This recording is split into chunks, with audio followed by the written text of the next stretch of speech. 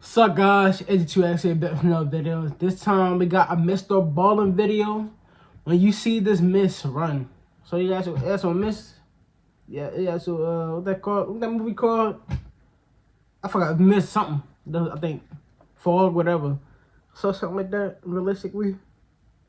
But before we get to the video, please like, comment, subscribe. Links down in the description below. Instagram, TikTok, and all that. My YouTube channel, which is my main channel. And let's get to the video. Today's story is about a group of friends who travel to this supposedly haunted, abandoned town up in the mountains in Spain, and when they get there, the town totally lives up to the hype.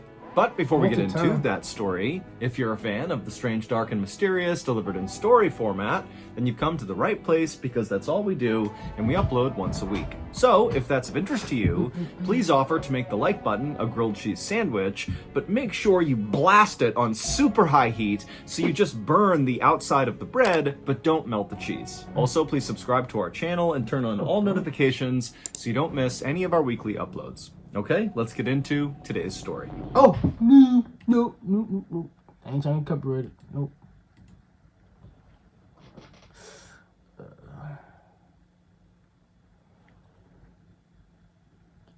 Memorize that.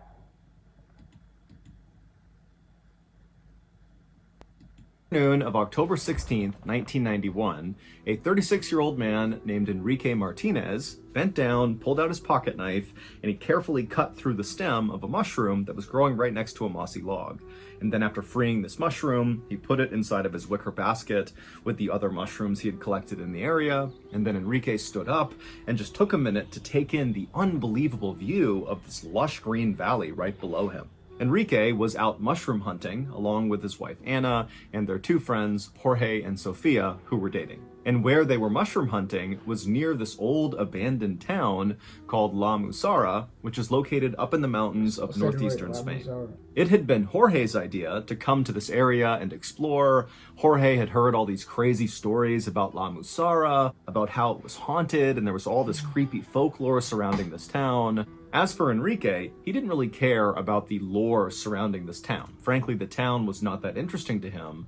What was interesting was the opportunity to come out here and collect mushrooms. That was something he really liked to do. Enrique and his wife Anna lived in this very busy port city in Spain called Tarragona, and so their lives day to day were very hectic. You know, Enrique, he worked at a bar as a bartender, and so every night he was surrounded by hundreds of people coming in and out, and so having a chance to come out here and be in nature at peace and collect these mushrooms just sounded too good to turn up. Enrique stopped staring at the valley right in front of him, and he turned around and continued to scan the mountainside for a particular type of mushroom that grew in this area.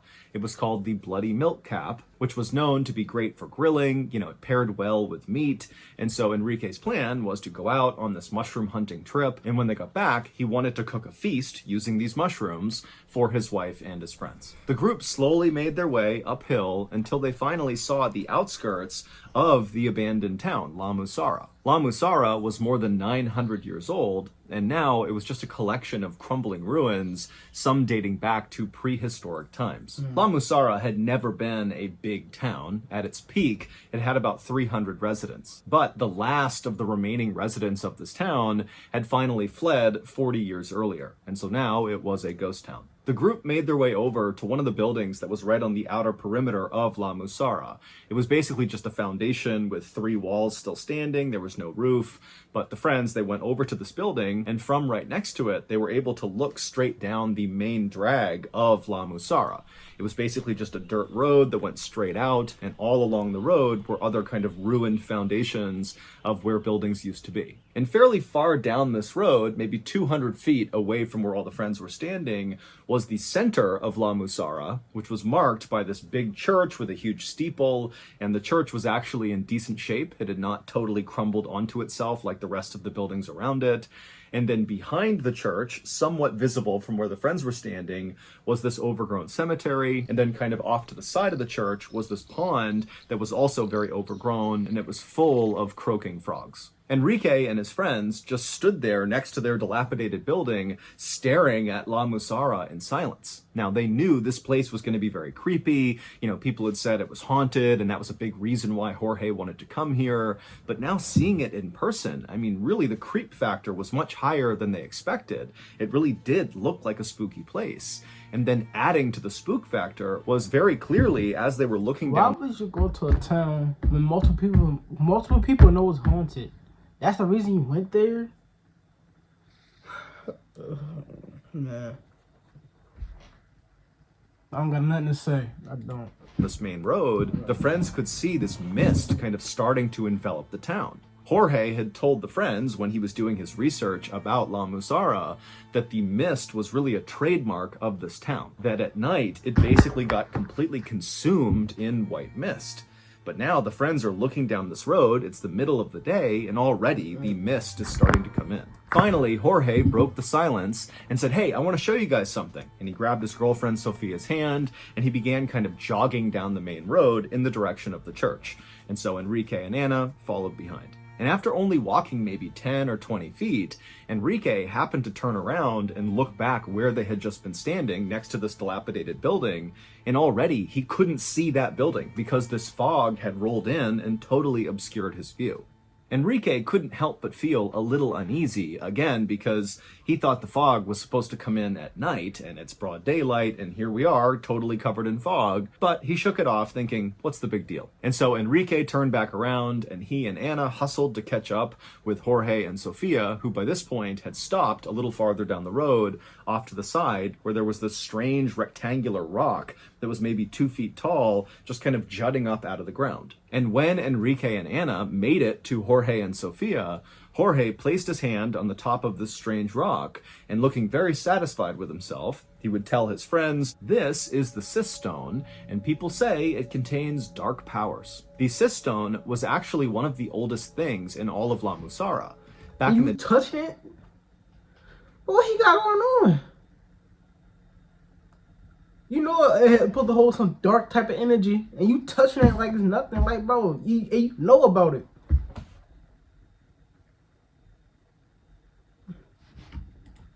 Today, Muslim armies used to march through La Musara, which actually got its name from this. La Musara means the place to march.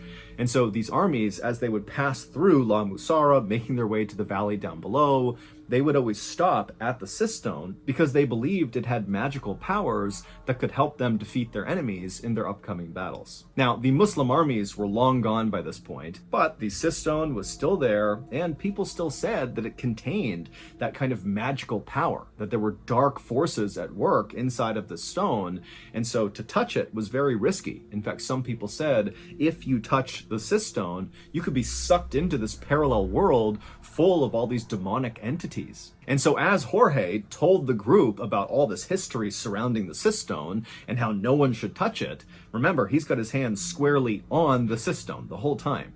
And so when he finishes telling this story, he looks at the others and said, "Come on, somebody else touch it." Jorge's girlfriend, Sofia, said, "Absolutely not. I'm not about to tempt evil spirits here." But Enrique's wife, Ana, said, "You know what?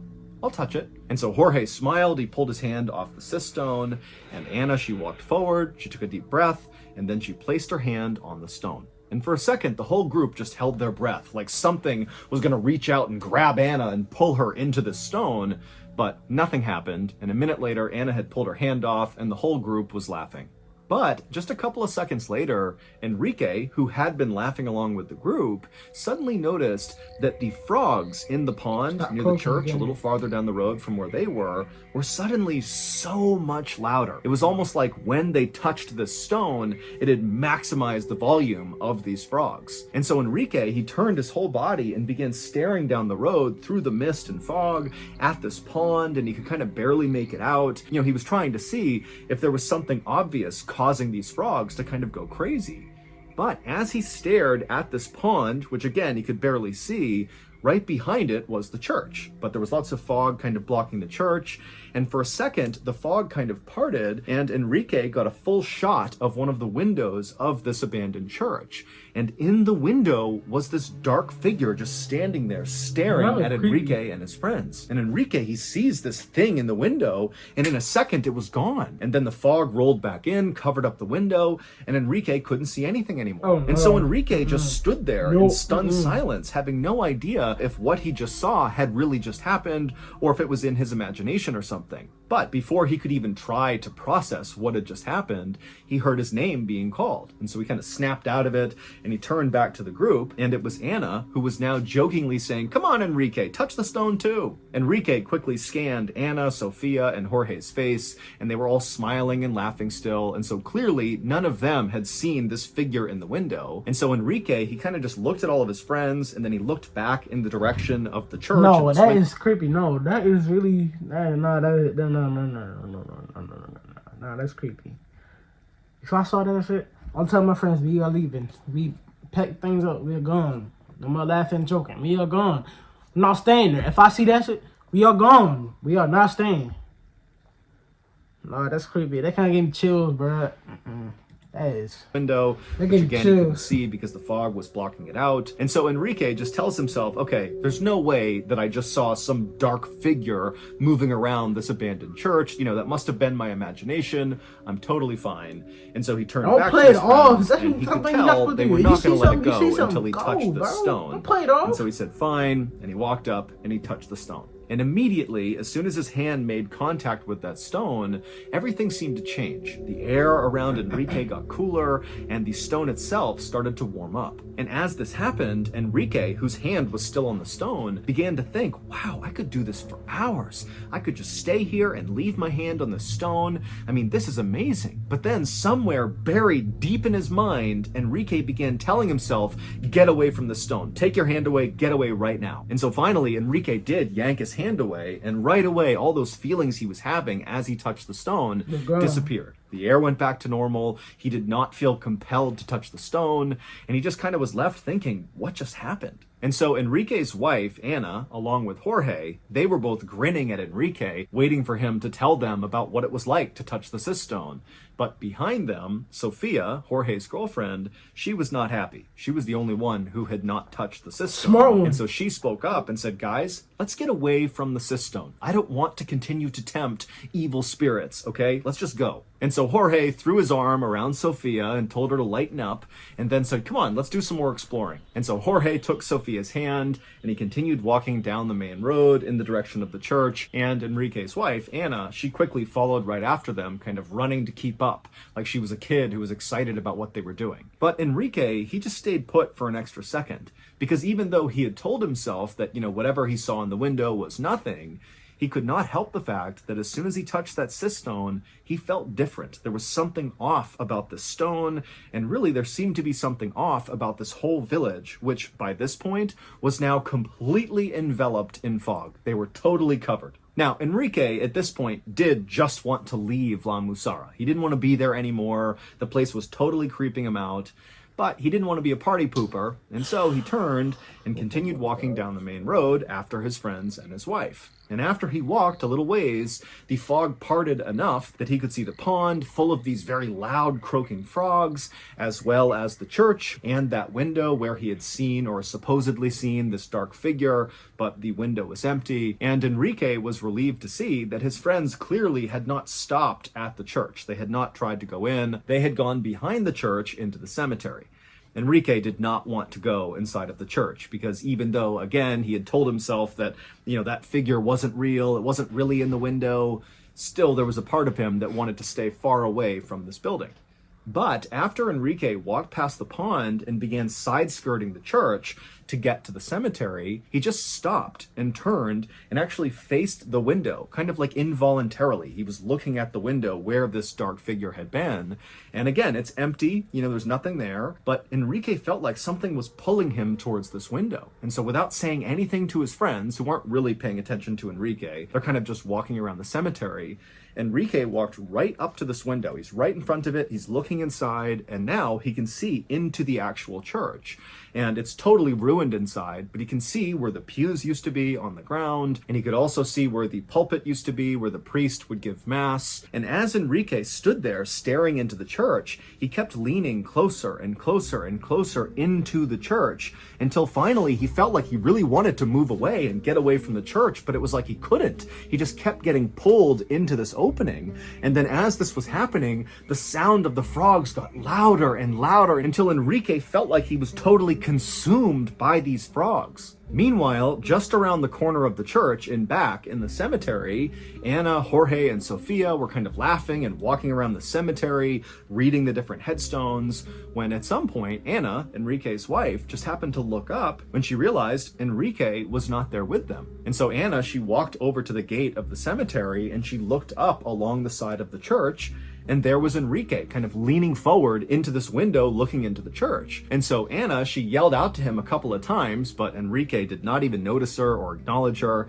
He just continued leaning forward looking in this window. And finally, Anna got right up next to Enrique and she actually shook his shoulder. And when she did that, Enrique kind of snapped out of it and turned and looked at her, but didn't say anything. He just had this totally confused look on his face. And Anna, she looks up at her husband and she's like, "Come on, come into the cemetery. That's where everyone is. Come on." And then Anna turned and skipped towards the cemetery. And once Anna was back in the cemetery, she just got right back to walking around and looking at all the different headstones. And at some point, as she was looking at one particular headstone, she took a few steps back to get a better look at it, and she accidentally bumped into another headstone, a big cross that had a line drawn across it, and it fell to the ground and it broke. Jorge and Sofia heard the sound of this stone breaking in half, and they turned and looked at Anna, and they kind of quickly understood what had happened. And Jorge, he just started laughing at her, and he said, "Oh boy, now you've upset the evil spirits in this town. You better put that back together." Now, Anna was trying to make light of this, but she was totally panicking and did not like the fact that she had just desecrated a gravesite in a potentially haunted town. And so she began picking up the headstone and trying to put the stone back on top, but it was no use. It was totally broken. And so as Anna continued to fumble with this headstone, and as Jorge continued to laugh and harass her about all the evil spirits that were going to attack her because of what she did, Jorge's girlfriend, Sofia, who was right next to him, she started getting on edge, and she said, "Hey, Jorge, is it true that this place is haunted? I mean, really, is this actually a haunted town? I mean, what's the deal?" And Jorge, at this point, he stops laughing at Anna, and he turns to Sofia, and he goes, "Yeah, I think this place really is haunted." And then he would tell them the story of how La Musara came to be known as a haunted town.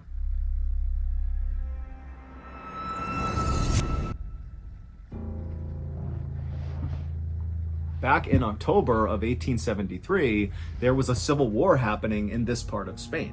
And one of the rival armies was using the caves in the mountainside kind of near La Musara as sort of makeshift field hospitals for their wounded. And one night, a very famous general named Cercos was wounded in battle. He was brought into one of these caves, and that was where he died. Now, Cercos was a beloved leader, and so the people inside of this cave really wanted to give him a proper burial, but they knew they had to keep his death a secret, because if it got out to the rest of the men that their leader had died, it would be totally demoralizing and it would really give their enemies a victory. And so the 6 people inside of this cave, they built a coffin and placed Cercos inside of it. And then early the next morning, when it was still dark out, these 6 carried the coffin with Cercos inside of it up into La Musara, and they buried him secretly in the cemetery behind the church. Weeks later, 5 armed rival soldiers climbed up the mountain into La Musara to look for General Cercos. They didn't know that he had died in that battle. In fact, really, besides those 6 people that saw him die and secretly buried him,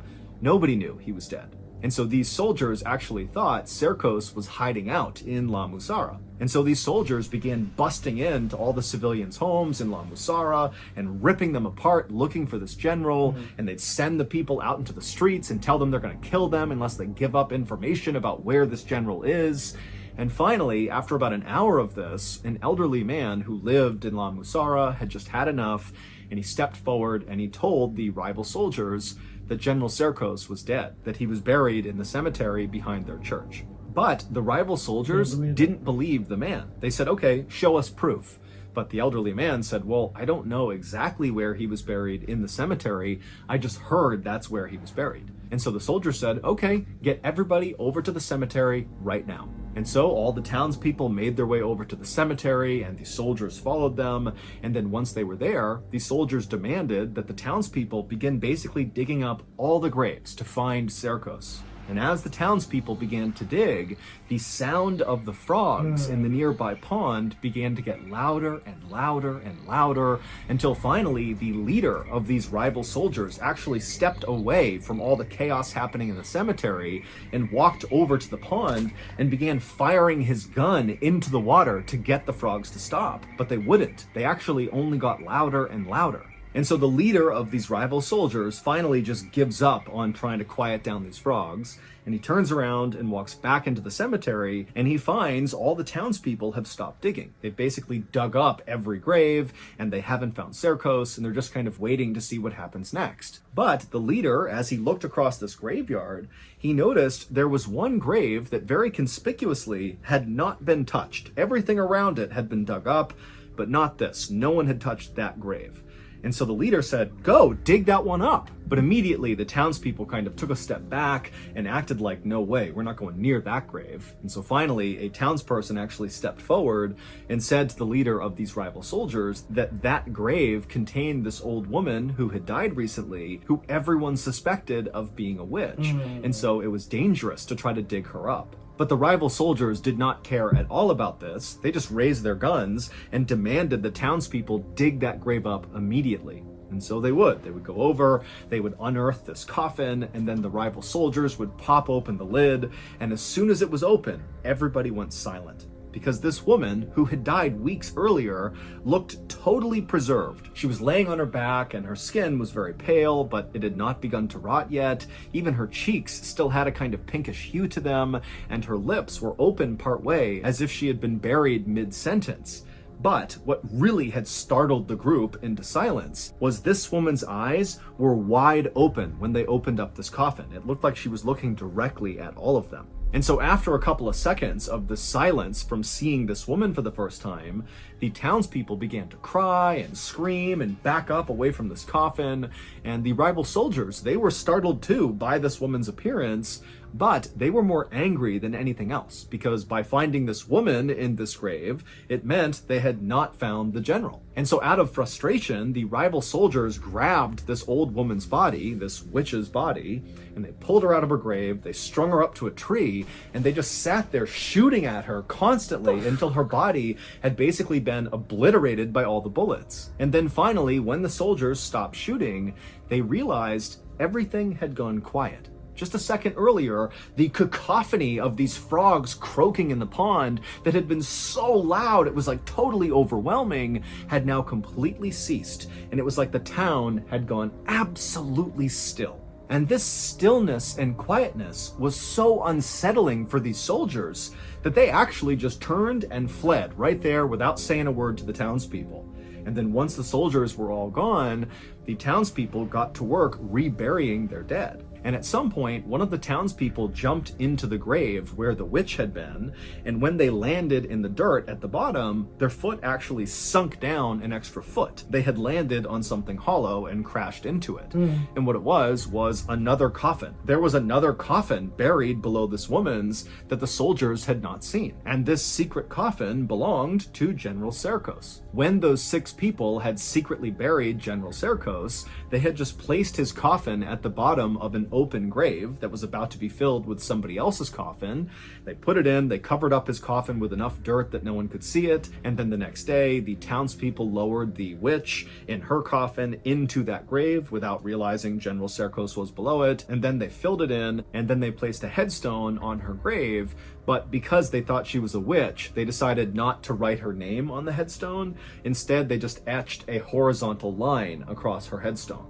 And so after this incident with the rival soldiers desecrating this woman's grave and her body, La Musara was never the same. people in the town began dying left and right, and their soil went bad, so they couldn't plant any crops. And then all these insects came through the town, and then all these plagues of illnesses and diseases came through.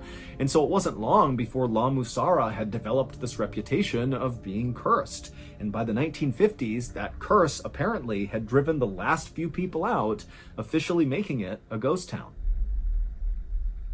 After Jorge wrapped up the story, Anna was just horrified, looking straight down at the ground, because it would turn out the gravestone that she had accidentally knocked over and broken, well, it had a horizontal line etched across the middle of it. It was the witch's headstone. That was the one she had broken. And so, suddenly feeling totally spooked, Anna was about to yell to Jorge and Sofia that she wants to leave now, when she happened to glance over at the base of one of the cemetery walls, and she saw the perfect bloody milk cap mushroom, the exact type she knew her husband was looking for. And so Anna walked over, she picked this mushroom, and she turned around to show it to Enrique, but Enrique was not in the cemetery. And so right away, Anna thought, wait, did my husband ever actually follow me back down into the cemetery after I saw him by the church? She couldn't remember. She thought he followed her, but she wasn't sure. And so Anna yelled out for Enrique, but he never called back. And so she turned and looked over at Sofia and Jorge, who she could barely see through the fog, and she asked them, hey, have you seen my husband? Is he in here? Did you see where he went? And they both said, no, we have no idea. And so Anna, who at this point was now really starting to panic, because this whole situation in La Musara was getting pretty spooky for her, and so she just dropped the mushroom and took off running out of the cemetery. Now, Sofia and Jorge did not really know what was going on. They didn't understand the urgency that Anna was feeling to find Enrique, and so they saw her take off to go find Enrique, and they just kind of casually walked on after her. And when they turned the corner and they exited the cemetery and began walking basically alongside the church, now again, the visibility is terrible from all this fog, as they moved along, they couldn't see Anna or Enrique, but they could hear Anna calling out for Enrique over and over again. And as they moved, Sofia and Jorge, they would see these shadows moving around in the fog. And they would think it was Enrique or Anna, but as they got up to where these shadows were, there'd be nothing there. And so Sofia, she began grabbing tighter and tighter onto Jorge's arm, and Jorge, who had been kind of joking about how this place was evil, was also now starting to feel a little bit spooked about what was going on.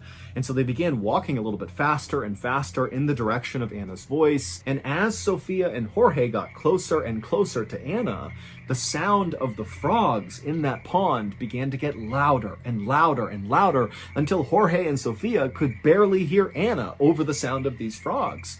And then just like that, the frogs stopped. And all Sofia and Jorge could hear was the sound now of Anna crying. Now, Jorge and Sofia could not actually see Anna because of the fog, but they walked in the direction of her voice, and they ultimately found Anna crouched down with her back to them right in the spot where Enrique had previously been standing staring in that church window.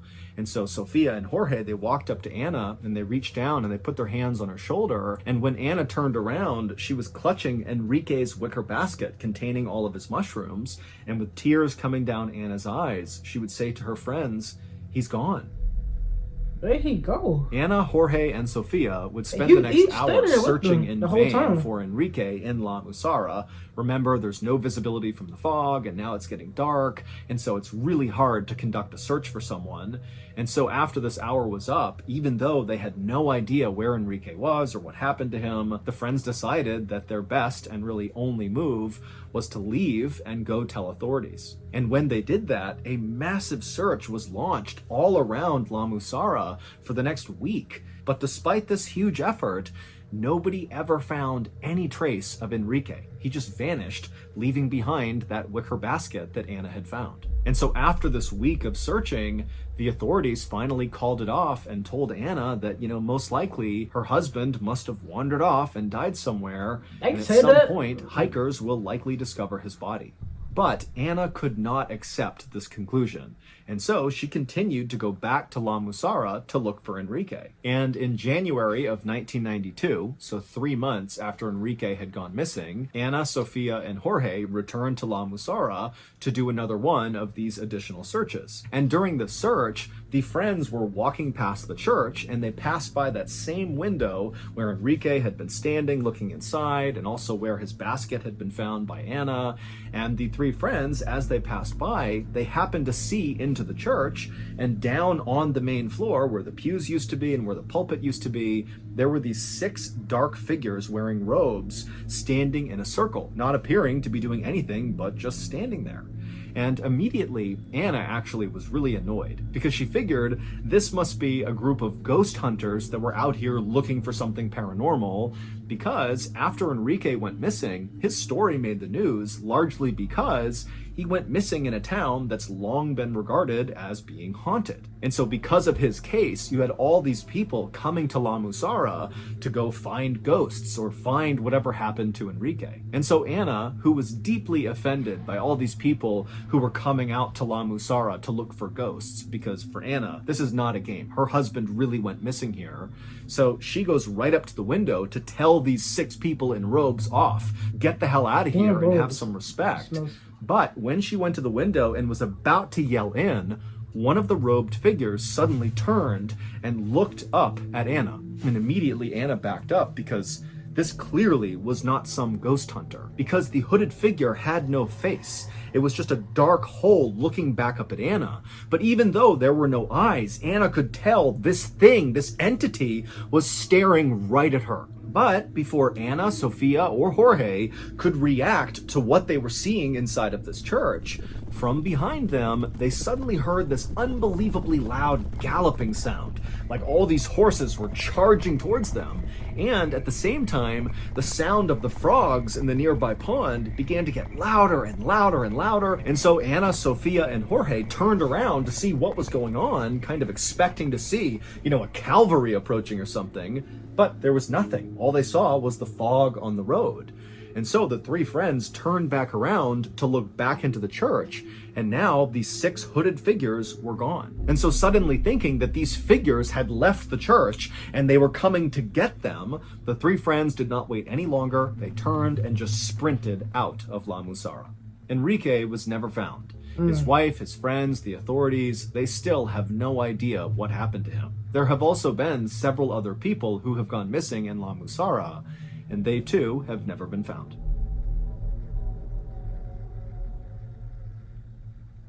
That's crazy, bro. What the... Just a reminder, my very first... No, that's creepy, bro.